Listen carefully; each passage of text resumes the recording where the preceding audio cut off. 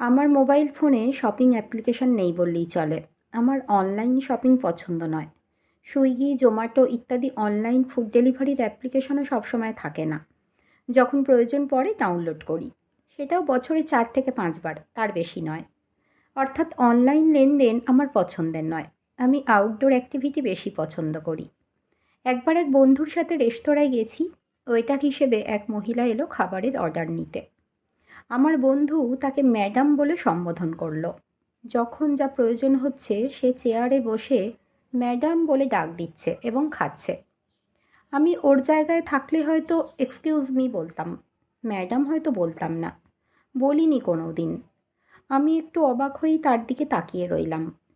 কিছুক্ষণ পর আমার বন্ধু নিজেই আমায় বলল, ইন্টার্নশিপে তোকে যখন প্রথমবারের মতো কোনো রোগী ম্যাডাম বলে সম্বোধন করেছিল, তোর কেমন অনুভূতি ছিল? ঠিক তেমনি এই মেয়েটাকেও স্পেশাল ফিল করানো আমাদের দায়িত্ব। ম্যাডাম একটা ৩ অক্ষরের শব্দ, কিন্তু এই শব্দের ওজন অনেক। সত্যিই তো, ব্যাপারটা কোনো দিন ভেবে দেখিনি। ইন্টার্নশিপে যখন কেউ ম্যাডাম ডাকতো মনে হতো ফাইনালি এই শব্দটা অর্জন করেছি। এই সম্মান লাভে স্বর্গীয় সুখ।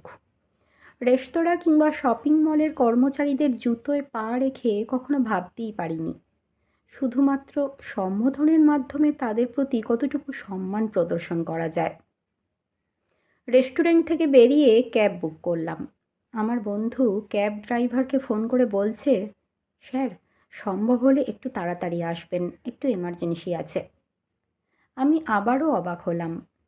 ক্যাব ড্রাইভারকে সম্বোধন করতে গিয়ে ভাইয়া ছাড়া অন্য কোনো শব্দ কোনো দিন ব্যবহার করিনি। কিন্তু আমার বন্ধু আমায় একটা বিরাট জিনিস শেখালো।